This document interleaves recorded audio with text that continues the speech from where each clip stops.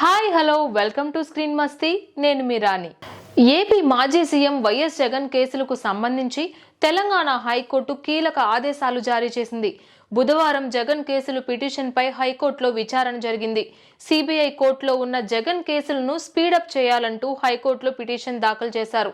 జగన్ కేసులకు సంబంధించి పూర్తి నివేదిక సమర్పించాలని సిబిఐకి కోర్టు ఆదేశాలు కూడా జారీ చేసింది. తదుపరి విచారణ జూలై 23కి వాయిదా వేస్తున్నట్లు కోర్టు ప్రకటించింది.